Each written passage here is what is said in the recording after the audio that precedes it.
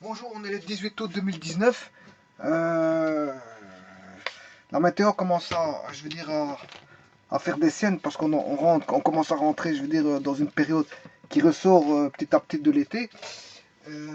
Donc en fait, on a de plus en plus voilà, de la pluie qui apparaît. Et donc avec un temps, je veux dire, qui devient maussade, bien que la chaleur il reste une petite chaleur. Voilà, on ressent quand même, on n'est pas, il fait quand même pas froid, mais malgré tout, bon, on sent quand même que la météo a fameusement changé avec un temps qui devient maussade. Ceci dit, on est bientôt à la rentrée sociale, mois de septembre, où beaucoup de personnes vont reprendre leurs études, leur scolarité, tandis que d'autres iront, je veux dire, reprendre le chemin du travail.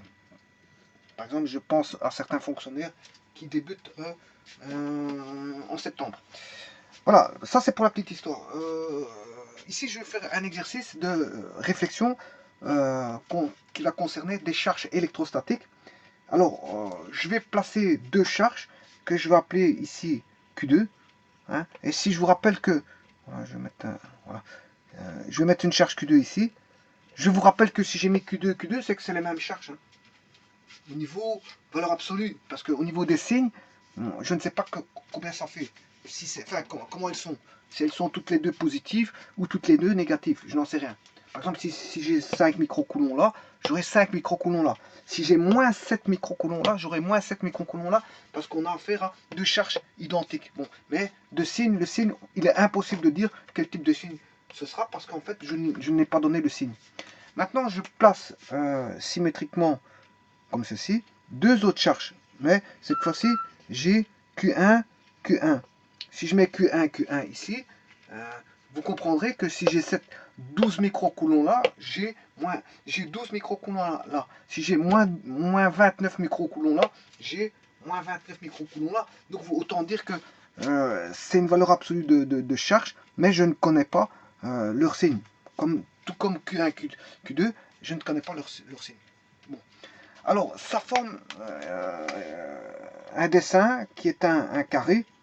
Hein, c'est bien sûr des charges dans l'air. Elles sont dans l'air, ces charges-là. Et ça forme un carré. Un carré, bien sûr, avec une certaine distance A. Alors, pourquoi je mets une distance A? Parce que vous savez très bien que si je prends, par exemple, les forces gravitationnelles, F est égal à la constante de Cavendish gamma fois la masse 1 fois la masse 2, le tout sur le carré de la distance qui sépare M1 et M2, bien sûr, au carré. Bien sûr, pour que ce soit vectoriel, je dois multiplier par un vecteur de base U1. Eh bien, vous savez que ici, les forces de gravitation sont des forces attractives.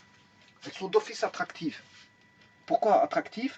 Parce que les masses, les différentes masses là, c'est des scalaires. Je vous rappelle que M1 est un scalaire, M2 est un scalaire, et la distance est un scalaire. Pour l'avoir vectoriel, il faut que je mette bien sûr un vecteur de base, et ça constitue une intensité, fois un vecteur de base fait un vecteur. Bon, mais M1, M2, pourquoi elle est toujours attractive? Mais parce que les masses sont toujours positives. De plus fois de plus donnera toujours de plus. Donc on n'aura jamais d'inversion de sens. On n'a pas une masse négative l'une par rapport à l'autre. Eh bien, c'est pas le cas pour les forces coulombiennes. Je rappelle que les forces coulombiennes ont la même allure que la force de gravitation, qui est attractive ici pour la force de gravitation. Eh bien, c'est deux scalaires, mais qui ne sont pas des masses, mais des charges sur le carré d'une distance fois un vecteur U1. Voilà. Alors là, dès le moment où on a, bon, ça c'est la constante de Cavendish, ça c'est une certaine constante, voilà, dans les forces coulombiennes qui vaut une certaine valeur, voilà, et Q1 et Q2 sont des charges qui se mesurent en coulombs. Et ces charges-là, le problème c'est qu'on peut avoir deux charges, on va dire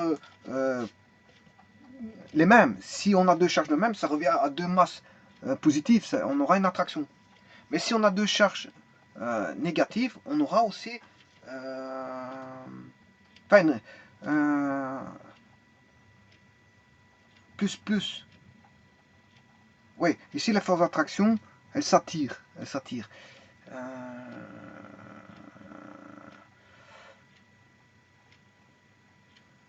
Elle s'attire.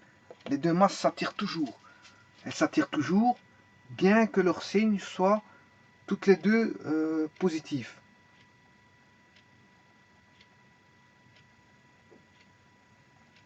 Elles s'attirent toujours bien que leur signe soit positif. Par contre ici, si je mets deux charges positives, elles vont se répulser. Deux charges négatives, elles vont se répulser. Si je mets deux charges, une charge positive et une charge négative, là, ils vont s'attirer. Qu'est-ce qui va s'attirer? C'est quand elles seront de signe contraire. Les charges seront de signe contraire. Par contre, dans les forces de gravitation, M1, M2 est toujours positif et ça s'attire toujours. C'est toujours une force d'attraction. On a toujours une force d'attraction, alors que là, les charges dépendent de leur signe. Donc on a affaire à, si vous voulez, ouais, ici on voit pas bien, j'ai mis U1, voilà. Les forces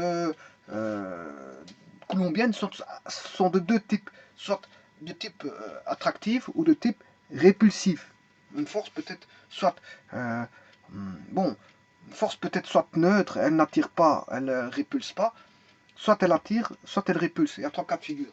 Neutre, attractif ou répulsif. Voilà, soit elle a pas, il n'y a aucun effet, ou soit elle attire, ou soit elle répulse. Voilà, mais pour les forces d'attraction, c'est toujours une attraction. On a toujours une attraction.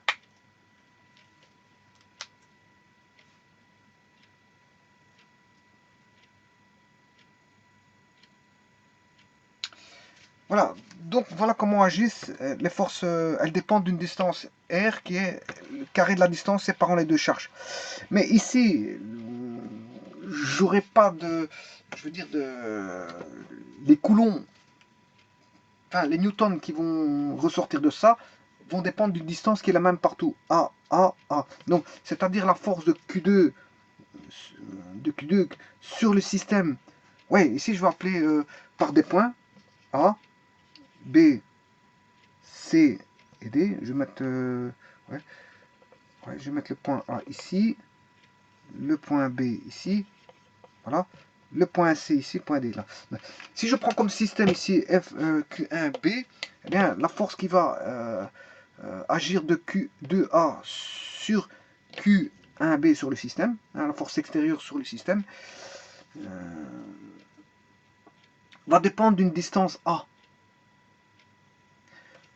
Voilà. Mais si je fais la même chose, le système, si je prends Q1D, Q1D, et je regarde Q2C sur Q1D, si le système est Q1D, la force extérieure due à Q2C sur Q1D, eh bien, va dépendre de la distance A.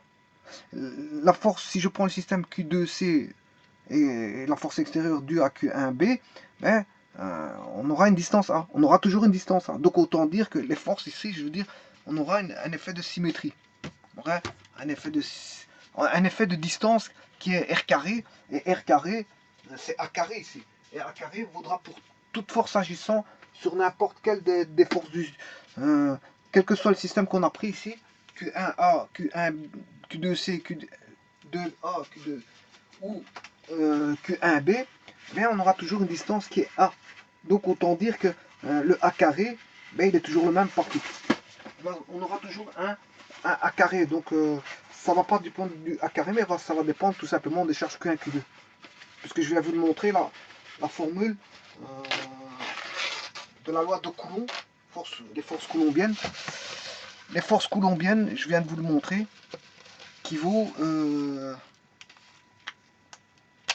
F est égal à, en intensité, si je le prends en intensité, hein, F est égal à K fois Q1, Q2 sur R carré, mais R carré c'est la distance qui sépare, c'est chaque fois A carré. Donc chaque fois on aura A carré, bon, donc ça veut dire que la distance est la même partout, puisqu'on a un carré ici. Donc la force dépendra, elle ne dépendra pas forcément du A carré, parce que le A carré il est le même partout. C'est pas le A carré qui va jouer, parce que les distances sont les mêmes. Par contre, ce qui va jouer, c'est Q1, Q2. Ça, c'est une constante, c'est pas ça qui va jouer. Donc, c'est Q1, Q2 qui va jouer. Mais maintenant, il faut découvrir comment est Q1 par rapport à Q2. Est-ce qu'elles sont égales? Est-ce qu'elles sont ou autres? Voilà, on va voir. Différentes. Si elles sont différentes, est-ce qu'elles sont différentes spécifiques? Voilà. Est-ce qu'elles sont égales, différentes ou égales ou égales spécifiques? Spécifique, on verra qu'est-ce que c'est. Bon, alors maintenant, ici on a affaire à un carré. Je vous rappelle que dans le carré, on a une symétrie, la possibilité d'une symétrie axiale ou centrale. Bon, et dans le carré, on a plusieurs symétries. Hein. On a une symétrie axiale, suivant les deux médianes. Hein, les axes de symétrie d'un carré sont les médianes, mais sont aussi les diagonales. Voilà, on a 4 axes de symétrie, deux médianes et deux diagonales. On a 4 axes de symétrie. D'office, comme il se rend compte ici, on a un centre de symétrie, c'est-à-dire un centre de symétrie central, qui est l'intersection des diagonales et des médianes. Donc il faut bien s'attendre à ça, à un tel système de charge disposée suivant un carré, qu'on aura un effet de, si vous voulez, de symétrie. On va avoir une symétrie. Voilà. Alors l'hypothèse, ou la donnée ici, c'est qu'est-ce qu'on recherche? Mais il faut rechercher comment est Q1, comment sont Q1 et Q2. Comment sont Q1 et Q2? Alors, je vais partir d'une hypothèse, je vais faire que la somme des forces au point A est égale à, qui est la résultante, bien sûr, la résultante des forces au point A vaut 0. La résultante des forces, voilà, ça c'est la donnée ou l'hypothèse, et il faut voir comment sont Q1 et Q2. Sachant qu'il y a une symétrie, hein. On peut déjà entrevoir la symétrie. Certaines personnes ont déjà vu ce qu'ils allaient aller parce qu'on a une certaine symétrie. Donc, voilà. Alors, on va attaquer tout ça. On va se dire tout d'abord que si la résultante ici elle est nulle, bon, on a tout d'abord deux charges Q2 identiques, qu'elles soient positives ou négatives, on s'en fout, parce que de toute façon, c'est deux charges identiques, donc si c'est deux charges identiques, on a répulsion. Bon, la répulsion va agir suivant la ligne d'action. Si je prends le système Q2A, mais on a la force due à la force extérieure due à la charge Q2C sur Q2A, qui va donner une force F1.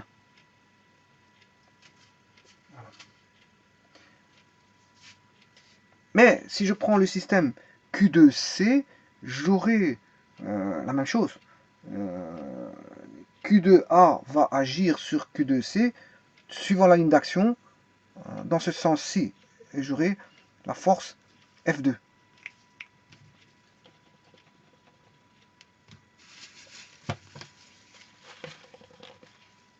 J'aurai, en Q2C, j'aurai F2.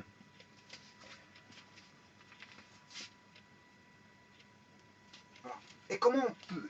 F1 par rapport à F2, mais c'est la loi de l'action égale la réaction. Donc on aura en norme F1 égale F2.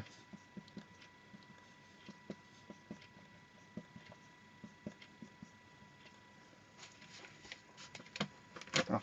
Maintenant, on sait bien que la somme des forces est nulle. La somme des forces est nulle en A. Ça veut dire que c'est les nuls, ça veut dire que j'ai une force qui vient contrecarrer F1, qui est égale et opposée à F1.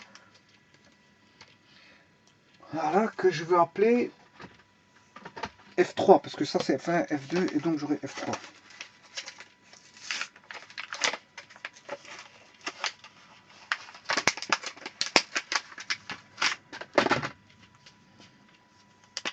Donc j'aurai une force ici, F3. Voilà. Autant dire que, bon, ici si j'écris les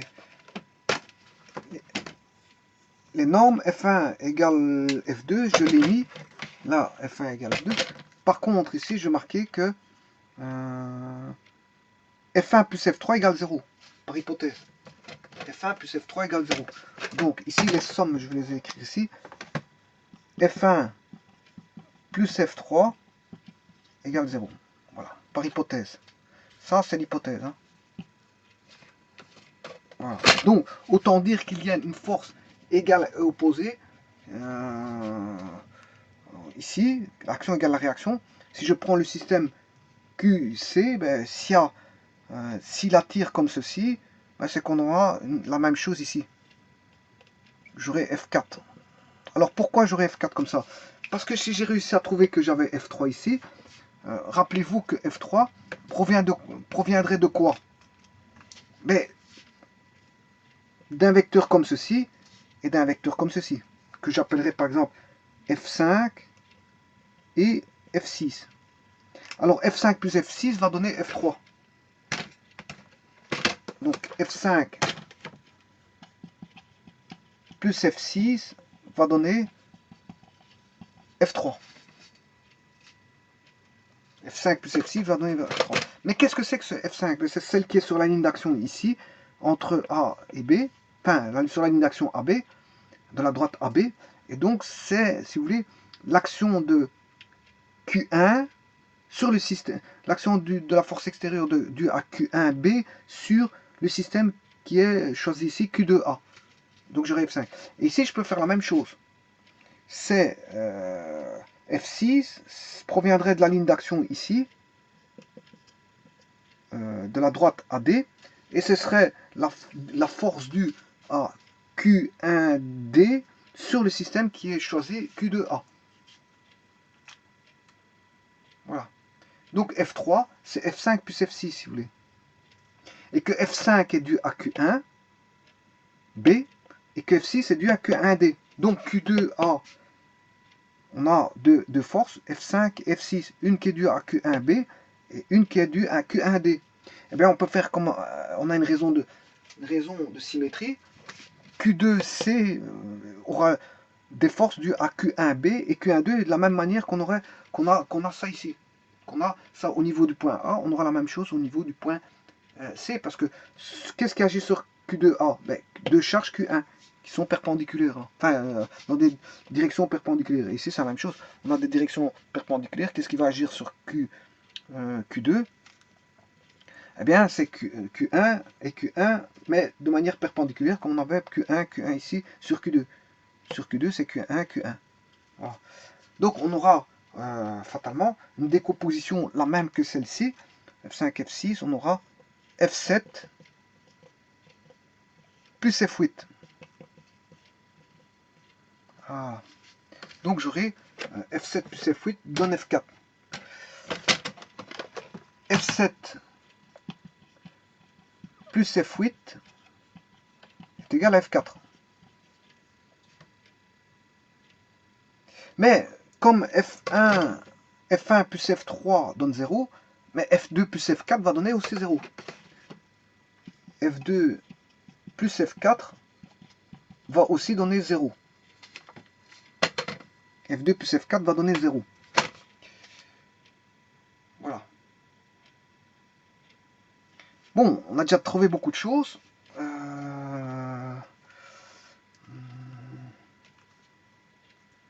Là, je peux dire que la norme de F5 égale F6, parce que là, qu'est-ce qui va agir sur Q2? Mais c'est Q1. Qu'est-ce qui va agir sur Q2? C'est Q1. C'est la même charge Q1, mais dans des directions différentes. Donc, F5 égale F6, si vous voulez. F5, F5 égale F6. Mais F1 égale F2, qui est égal à F3, qui est égal à F4. Puisque F1 vaut F3, puisque la somme la résultante est nulle, hein, donc ça veut dire que F1 plus F3 vaut 0. F1 plus F3, je vous l'ai dit, vaut 0, par hypothèse. Donc F1 égale F3.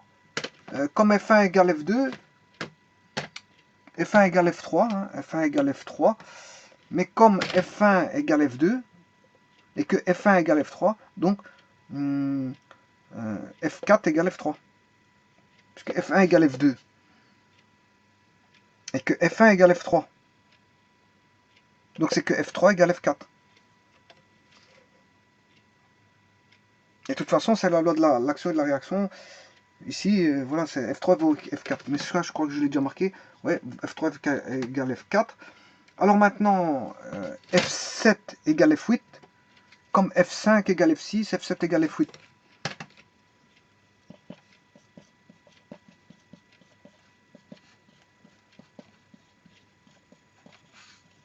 Voilà. Alors maintenant, on va établir le restant.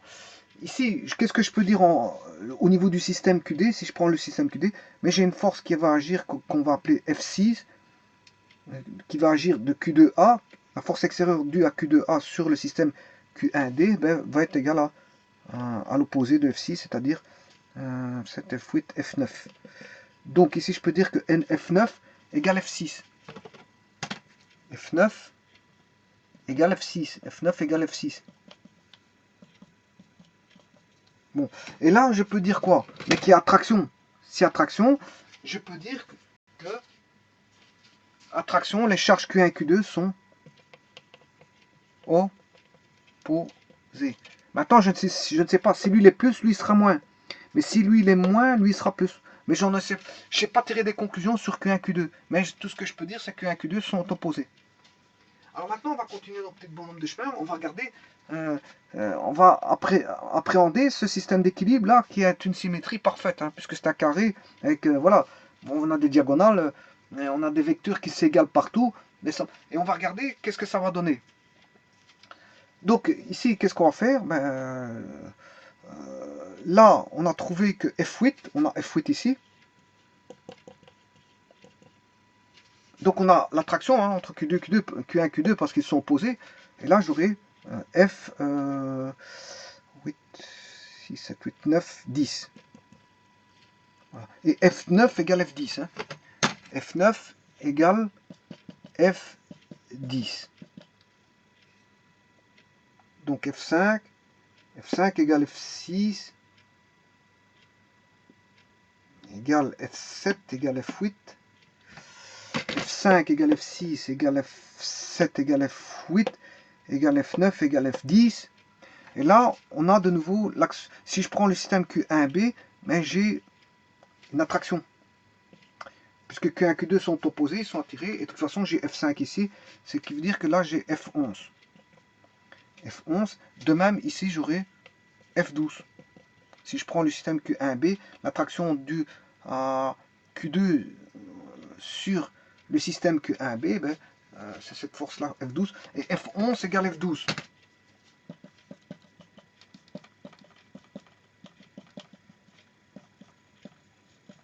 Voilà.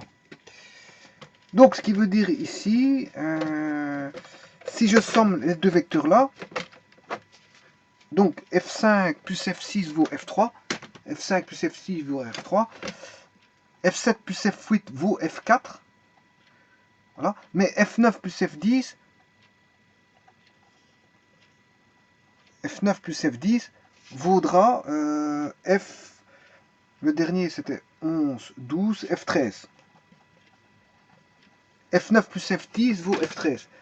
F9 plus F10 vaut F13. Et je vous rappelle que F9 égale F10 égale F7 égale F8. Hein, égale F5. Donc, si vous voulez, ici, 9, 10, 7, 8, 9, 10, 5, 6 et 11, 12 sont les mêmes. Donc, fatalement, qu'est-ce que je vais dire que 3, 4, 13 et 14 ici sont les mêmes. Tout ça, c'est les mêmes vecteurs. Donc, on a une parfaite symétrie, si vous voulez. On a une parfaite symétrie. On a une parfaite symétrie, je vous l'avais dit tout à l'heure. Hein, bon, dès le moment où on a ça, on a une parfaite symétrie. Maintenant, il reste deux vecteurs. Ces deux vecteurs-ci vont se répulser, ça on le sait bien. Et de toute façon, ouais, ils vont se répulser, parce que Q1, Q1. Voilà, donc ça va me donner... deux vecteurs qui sont comme ceci. Donc on aura F14, F15. Ouais, ici je vais juste noter que F14 égale F13. Non, F14. F12 plus F11. Est-ce que je l'ai marqué? F12, je vais marquer ici. F12. Tout d'abord F9 plus F13.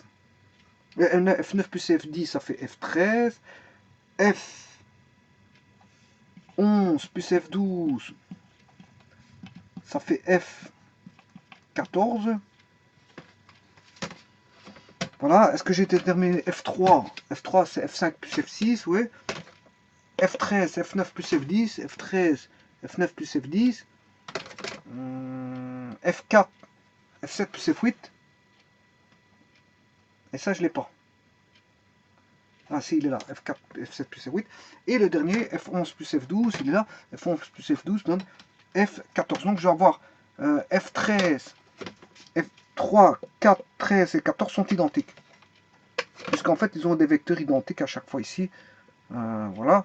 Donc fatalement, si ça donne une composition de vecteurs qui sont, je veux dire, identiques par symétrie, mais F3 égale F13 égale F4 égale F14.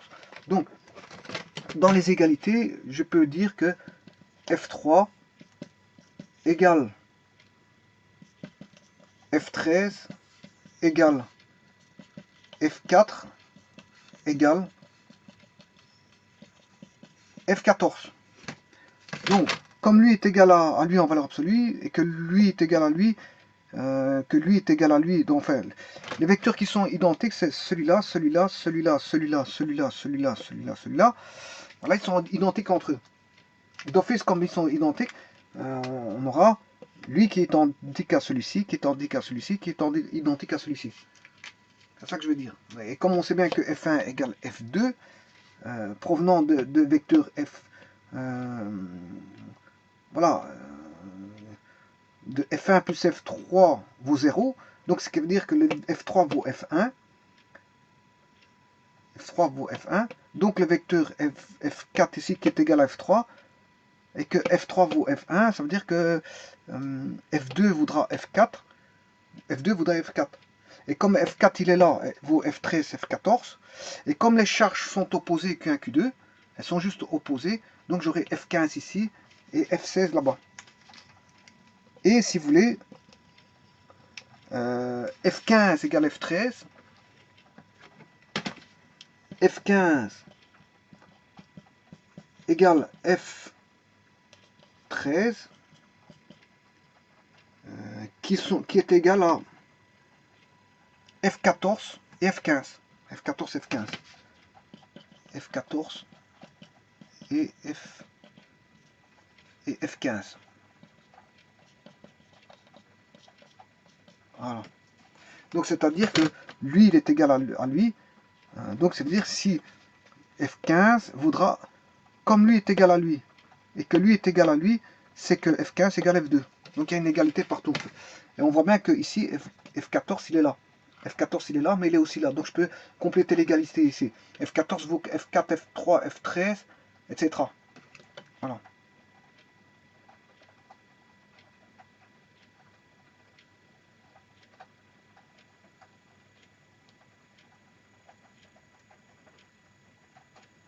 Donc, 5, 6, 7, 7, 8, 10, 11, 12. Voilà, ça c'est tous les vecteurs qui sont là.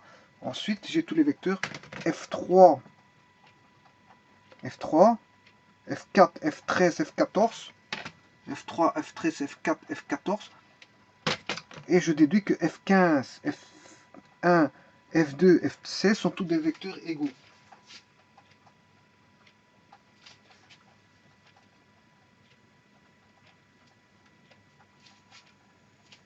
Voilà. Donc j'ai une parfaite symétrie, c'est ça que je veux dire. Puisque je démontre ici que F1 vaut F15, c'est que simplement les charges Q1 et Q2 sont juste opposées. C'est juste ça. Donc j'ai une parfaite symétrie, je vous l'avais dit au départ. J'ai une parfaite symétrie.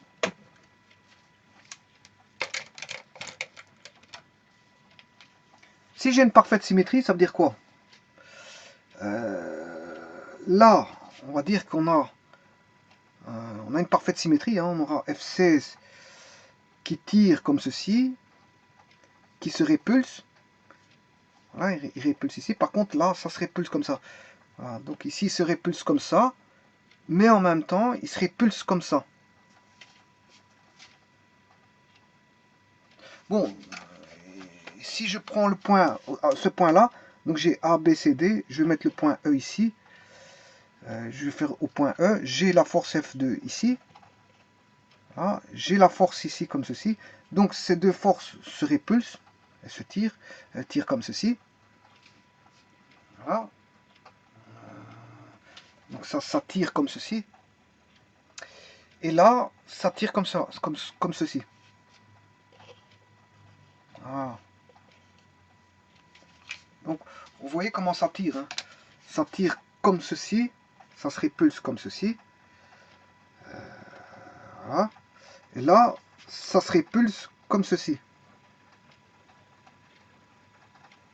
Voilà. Mais là, ceci ici, là, l'effet ici, il vaut combien l'effet ici? Ben, l'effet au point C est nul. Puisque le vecteur là plus le vecteur là va donner un vecteur là qui est opposé à celui-ci. Comme ici, par hypothèse, on avait le vecteur là qui était la somme d'un vecteur F3 qui provenait de la décomposition d'un vecteur qui provenait de deux charges Q1 qui donnaient leur effet, leur somme d'effets donnait F3 et accouplé à F1 donnait 0. Donc en A, l'effet est nul. Ici, en B, l'effet est nul, puisque toutes les forces s'égalent. C'est égal partout.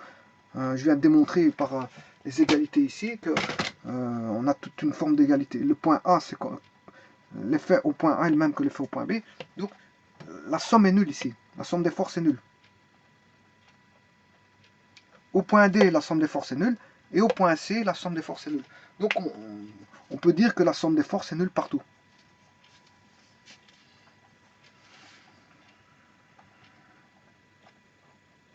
Donc, voilà. Donc, si la somme des forces, ici, il n'y a pas, c'est comme si là, on n'avait pas de force, là, on n'a pas de force, là, on n'a pas de force, là, on n'a pas de force.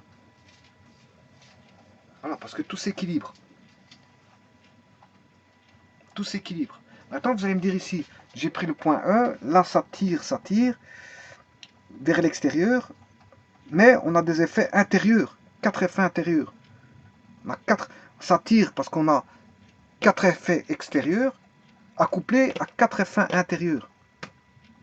Donc en E, tout ça pour vous dire qu'en E, j'ai pas de force. La somme des forces est nulle aussi.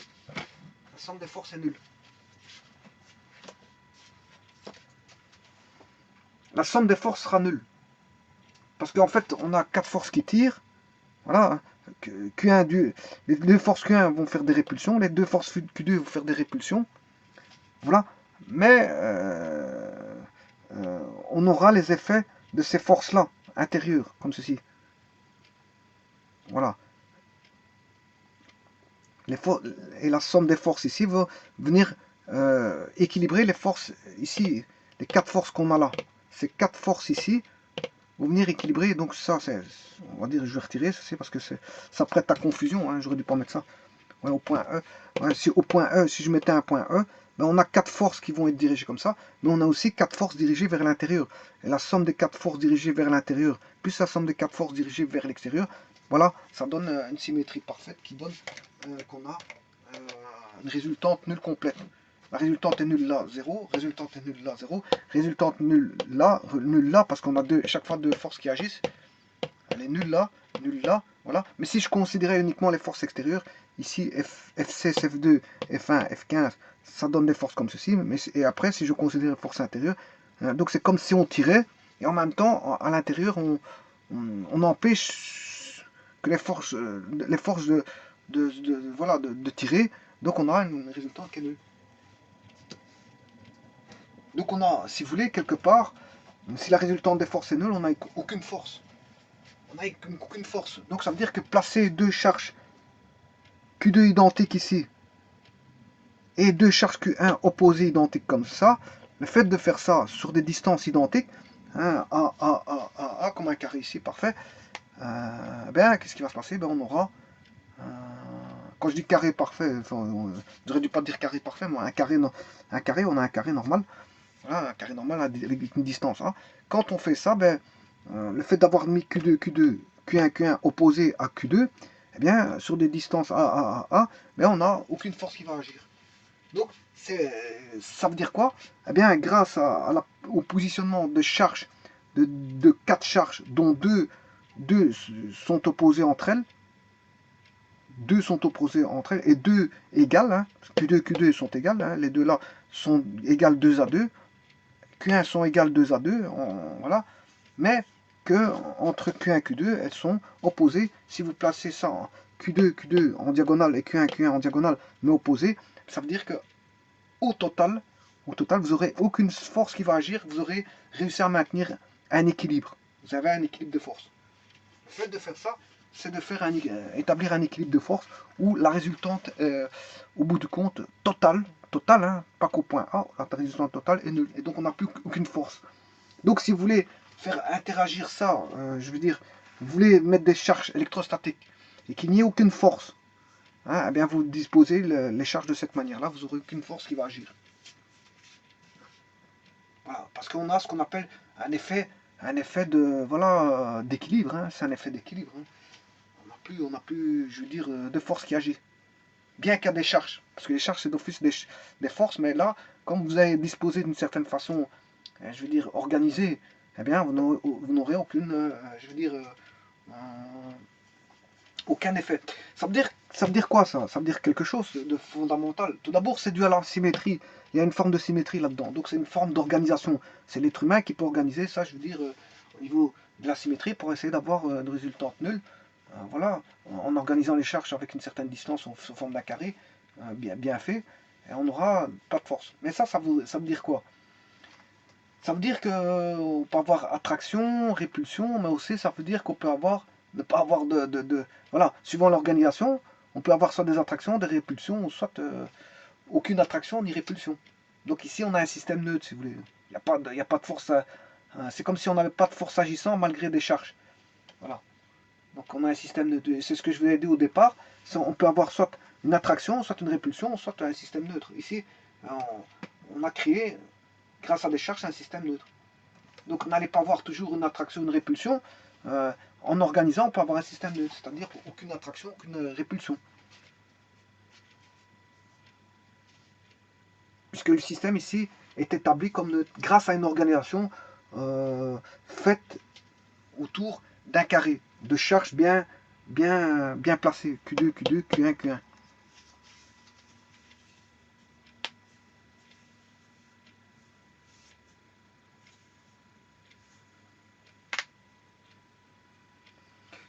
Voilà, je vous remercie.